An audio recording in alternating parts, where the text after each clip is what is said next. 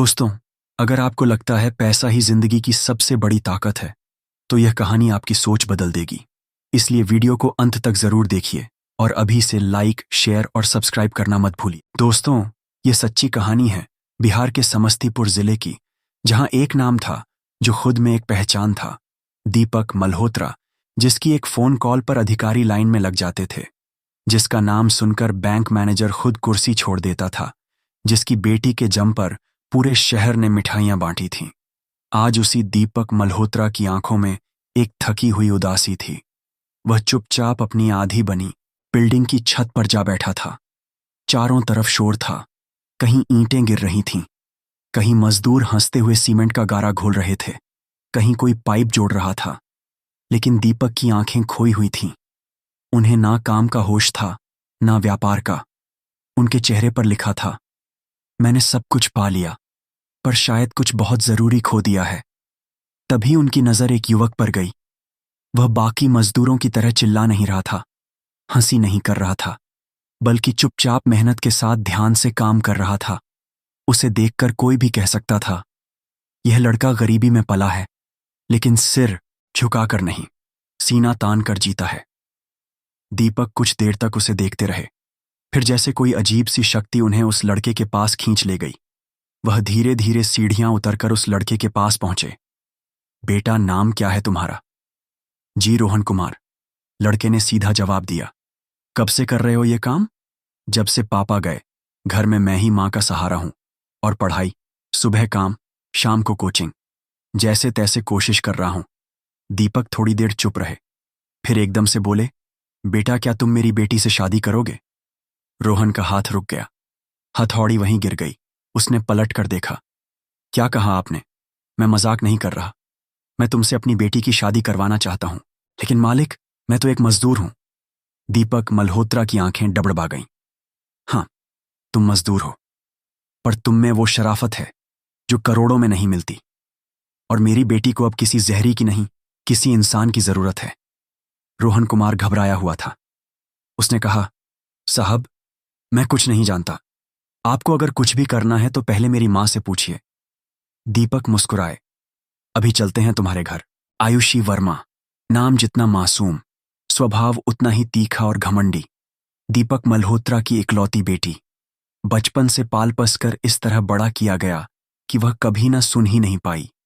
School में जब पहली बार कोई टीचर ने डांटा तो आयुषी ने बाकायदा पूरे क्लास में यह कह दिया था, मेरे पापा चाहे तो इस स्कूल को खरीद सकते हैं और तुम्हें नौकरी से निकाल सकते हैं। बच्चे हंसने लगे थे, लेकिन एक बच्चा चुप था। उसका मन दुखा था, क्योंकि वह जानता था कि ऐसे शब्द इंसान को नहीं, अहंकार को बोलने चाहिए। आयुषी का यही घमंड हर साल बढ़ता गया। वह कहती, मेरे लिए कोई भी काम छोटा नहीं, क्योंकि मैं कभी कोई छोटा काम करती ही नहीं। जब वो कॉलेज गई तो हर सुबह महंगी गाड़ी से कॉलेज गेट पर उतरती, कंधे पर ब्रांडेड बैग, हाथ में महंगे फोन और चाल में वो एंथन। क्लास में कोई लड़का सवाल पूछे तो जवाब देती, तुम्हारे जैसे लोग मेरे आसपास भी खड़े नहीं हो सकते। लेकिन दीपक ये सब देख सुन रहे थे। हर रोज उन्हें कोचिंग से, कॉलेज से फोन आता, सर, आपकी बेटी अमीरी का घमंड कर रही है। सर, वो बाकी बच्चों को नीचा दिखाती है। उन्होंने कई बार आयुषी को बुलाया। बेटी, पैसा इंसान को बड़ा नहीं बनाता, सोच बनाती है। आयुषी हंसकर कहती, पापा, आप भी अब बूढ़े हो चले हो। आजकल लोग पैसा देखकर ही इज्जत देते हैं, और पैसा मेरे पास कम थोड़ी है। दीपक चुप रह जाते। माँ अक्सर कहती, बेटी को थोड़ा रोकिए, कल को शादी होगी, ये सब नहीं चलेगा। दीपक सोच में पड़ जाते, कहीं मैंने ही तो उसकी परवरिश में गलती नहीं कर दी। और उस गलती का पहला झटका उन्हें तब लगा जब एक दिन घर में काम करने वाली नौकरानी रीमा, जो बचपन से आयुषी के साथ पली बड़ी थी, वो एक परफ्यूम उठाकर देख रही थी। आयुषी कमरे में आई और चिल्ला पड़ी, तूने इसे छुआ कैसे? तेरी औकात क्या है? चोरी कर रही है क्या? रीमा कांप गई। दीदी, मैं सिर्फ देख रही थी, खुशबू बहुत प्यारी थी, मैंने सोचा एक दिन मैं भी खरीदूंगी। आयुषी फिर भड़की, मुझे दीदी कहने की हिम्मत कैसे हुई तुझसे? तेरी 5 महीने की तनख्वाह में यह नहीं आएगा, सपना देखना छोड़। रीमा की आंखें भर आईं। दीपक वहीं खड़े थे, सब कुछ देख रहे थे। उन्होंने गुस्से में आयुषी को डांटते हुए कहा, आयुषी, अब बहुत हो गया। इस परफ्यूम की शीशी इसे दे दो। और कान खोलकर सुन लो, ये लड़की इस घर की भी उतनी ही इज्जतदार है जितनी तुम। आयुषी पैर पटकते हुए चली गई। उस रात दीपक की नींद उड़ गई। वो छत पर अकेले खड़े थे, आकाश को देखते हुए सोच रहे थे, मैंने सब कुछ दिया अपनी बेटी को सिवाय एक चीज के, इंसानियत। और वही रात उन्होंने एक फैसला लिया। अगले दिन से आयुषी का बैंक अकाउंट फ्रीज कर दिया गया। कार की चाबी ले ली गई। घर के सारे खर्चे पर पाबंदी लगा दी गई। कॉलेज आना है, ये लो ऑटो का किराया, बाकी कुछ नहीं मिलेगा। आयुषी चिल्लाई, ये सब क्यों कर रहे हैं आप? इस घर में मेरा भी हक है। दीपक बोले, नहीं बेटी, ये घर, ये दौलत सब तुम्हारे भाई के नाम है। बेटियों को हम बस सम्मान देते हैं, संपत्ति नहीं, और वह भी जब घमंड से भरी हो तो और कुछ नहीं बचता। आयुषी गुस्से से कमरे में चली गई। मां समझाने आई, बेटा, पापा तुम्हारे लिए ही ऐसा कर रहे हैं, मुझे किसी से सीख नहीं लेनी। आयुषी चिल्लाई।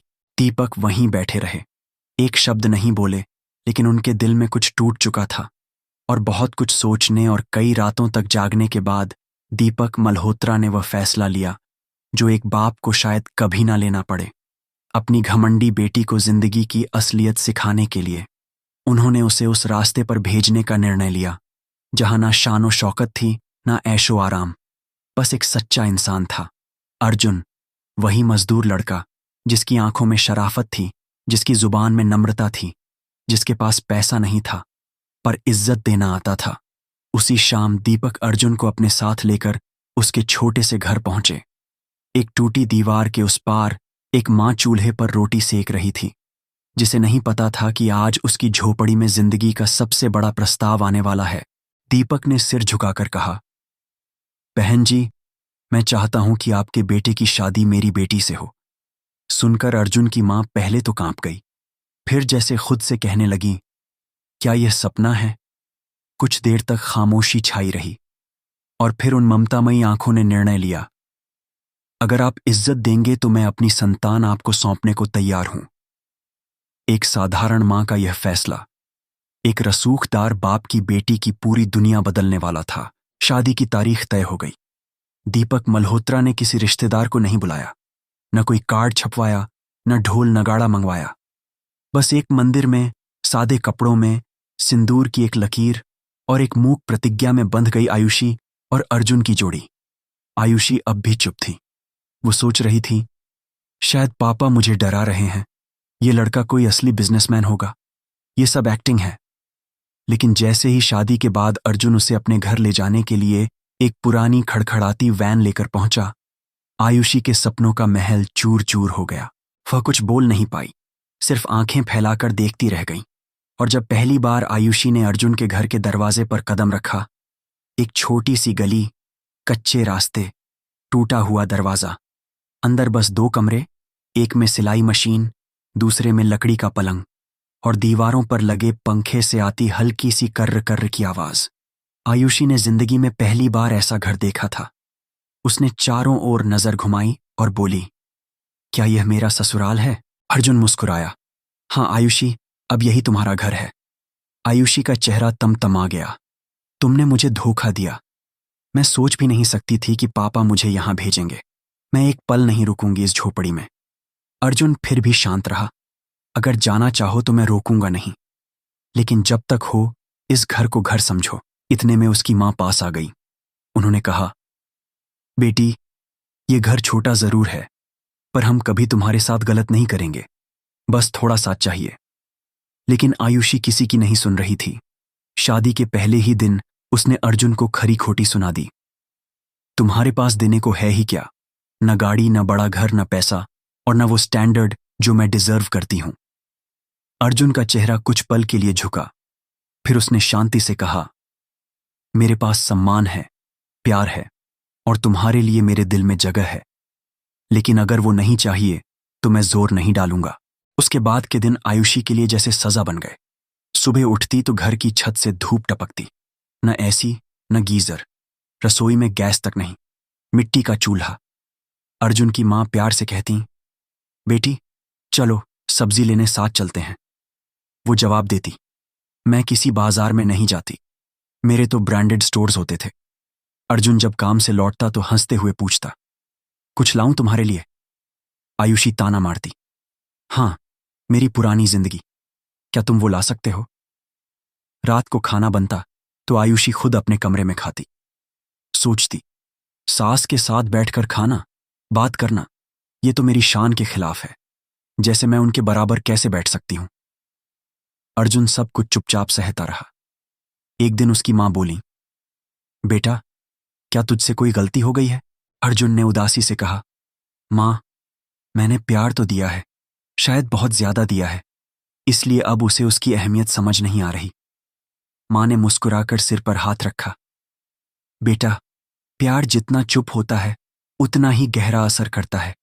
आज नहीं तो कल सही, तुम्हारा प्यार जरूर उसकी सोच को छुएगा। और वो दिन भी आ गया जब आयुषी को बाहर ले जाने का प्रस्ताव मिला। अर्जुन और उसकी मां ने कहा, पास में मेला लगा है, चलो घूमने चलते हैं। आयुषी ने मुंह बना लिया, तुम लोग जाओ, मैं नहीं आती, मुझे ऐसे मेलों में कोई शौक नहीं। अर्जुन बस इतना बोला, ठीक है, तो हम चल रहे हैं, घर का ध्यान रखना। ये शब्द जैसे आयुषी के सीने में छुभ गए। वो डरने लगी, अगर बिजली चली गई, अगर कोई आ गया, मैं क्या करूंगी अकेली? वो झट से बोली, ठीक है, मैं भी चल रही हूं, लेकिन मेरे हिसाब से चलना। अर्जुन मुस्कुराया, तुम्हारे हिसाब से तो मेरी जिंदगी भी चल रही है आयुषी, मेला क्या चीज है? और फिर तीनों, आयुषी, अर्जुन और उसकी मां, मेले में पहुंच चुके थे। चारों ओर भीड़, खिलौने, मिठाइयों की खुशबू, लेकिन आयुषी का मन अब भी खाली था। वो चाहती तो थी कि यह सब बुरा लगे, लेकिन कहीं ना कहीं उसे अर्जुन की शांति, मां की ममता और उस सादगी में कुछ ऐसा महसूस हो रहा था जो उसने कभी जिया ही नहीं था। वो झूले की लाइन में खड़ी थी, तभी उसकी नजर पड़ी नेहा पर, कॉलेज की वही दोस्त जिसे आयुषी हमेशा कहती थी, तू तो किस्मत वाली निकली, करोड़पति से शादी हुई है तेरी। लेकिन आज नेहा का चेहरा बुझा हुआ था, आंखों के नीचे काले घेरे, होठों पर थकी हुई मुस्कान। अरे आयुषी, तू यहां? नेहा ने कहा। हाँ यार, और तू कैसी है? अब तो रानी बन गई होगी, आयुषी बोली। नेहा कुछ पल चुप रही, फिर अचानक उसकी आंखें भर आईं। रानी नहीं आयुषी, मैं तो बस नाम की रानी हूं। शादी करोड़पति से हुई है, लेकिन हर रात लगता है जैसे मेरी आत्मा कुचली जा रही है। जिस्म नहीं, मेरा मन रोज रोज मार दिया जाता है। आयुषी का चेहरा सख्त हो गया। नेहा बोली, पैसे से तुम गहने खरीद सकती हो, पर सुकून नहीं। तुम कार ले सकती हो, लेकिन वो बाहें नहीं जो तुम्हें दुख में थाम लें। मेरे पति शराबी हैं, हर छोटी बात पर गाली, ताने और मारपीट करते हैं। सास ससुर सब जानते हैं, लेकिन चुप रहते हैं। मैंने पैसे के सपने देखे थे, पर आज लगता है काश किसी सीधे सच्चे लड़के से शादी की होती। उसके शब्द आयुषी की रगों में उतरने लगे। उसे अर्जुन का चेहरा याद आया, जो हर रोज थका हुआ घर आता था, लेकिन फिर भी मुस्कुराता था, जो कभी ऊंची आवाज नहीं करता था, जो हर बार प्यार से हारता था ताकि रिश्ता जीत सके। उसी मेले में आयुषी के भीतर कुछ टूट गया, और जब वो घर लौटी तो एक एक करके अपनी हर आदत बदलनी शुरू कर दी। सुबह सास से पहले उठती, पहली बार बर्तन धोए, झाड़ू लगाई, चूल्हे पर रोटी से पहली जलन सीखी। अर्जुन को ऑफिस जाते वक्त मुस्कुराकर टिफिन दिया। थोड़ा नमक कम पड़ गया था, लेकिन कोशिश की थी। अर्जुन ने रोटी तोड़ते हुए कहा, नमक नहीं, आज तो स्वाद जिंदगी जैसा है। आयुषी की आंखों में पहली बार संतोष के आंसू थे। उसने पुराने कपड़े समेटे और पड़ोस की लड़की को दिए। सास ने देखा तो बोली, अब तू सिर्फ बहू नहीं, मेरी बेटी बन गई है। 7 महीने बीत गए। अब आयुषी के हाथों में झाड़ू नहीं, बच्चों की किताबें थीं। वो घर की छोटी लाइब्रेरी में पास पड़ोस के बच्चों को पढ़ाने लगी। रोज पैसे बचाती और कहती, एक दिन इस घर को सुंदर बनाऊंगी, लेकिन प्यार से, कर्ज से नहीं। और उस दिन जब दरवाजे पर दस्तक हुई, सामने खड़े थे दीपक मल्होत्रा और उनकी पत्नी। आयुषी ने दरवाजा खोला। सादी सी साड़ी, मांग में सिंदूर, माथे पर हल्की सी पसीने की बूंदें, लेकिन चेहरे पर शांति जो उसके जीवन में पहले कभी नहीं थी। पापा, माँ, आइए ना। वो मुस्कुराई। दीपक की आंखें भर आईं। उन्होंने पूछा, बेटी कैसी है? अगर पैसे चाहिए तो बता देना, घर को सुधार लो। आयुषी ने सिर झुकाकर कहा, पापा, अब मैं पैसा नहीं मांगती, क्योंकि अब मुझे पता है कि दौलत वो नहीं जो दिखे। दौलत वो है जो रिश्तों में झलके। आपने मुझे एक ऐसा सबक दिया जिसने मेरी जिंदगी बदल दी। अब मैं समझती हूं, अगर पति अच्छा हो, सास मां जैसी हो, तो छोटा घर भी महल लगने लगता है। दीपक मल्होत्रा ने पहली बार गर्व से बेटी को देखा। बेटी, मैं तुझसे कभी नफरत नहीं करता था। मैं सिर्फ चाहता था कि तू खुद को जान ले, और आज तू वही बन गई है जिसकी कल्पना मैंने की थी। दोस्तों, कहानी यहीं खत्म नहीं होती। दीपक ने अर्जुन को अपनी कंपनी में काम पर लगाया। कुछ ही समय में अर्जुन ने मेहनत, ईमानदारी और अपने व्यवहार से सबका दिल जीत लिया। आज वो एक छोटी टीम का लीडर है, और आयुषी अब मोहल्ले की लड़कियों को पढ़ा रही है। बेटियां सिर्फ घर नहीं, पूरे समाज का भविष्य बदल सकती हैं। दोस्तों, इस कहानी ने साबित कर दिया कि असली दौलत सोने चांदी में नहीं, बल्कि रिश्तों, प्यार और सम्मान में है। अगर आप भी इस बात से सहमत हैं, तो अभी इस वीडियो को लाइक कीजिए, अपने दोस्तों और परिवार के साथ शेयर कीजिए, और हमारे चैनल को सब्सक्राइब करना बिल्कुल मत भूलिए।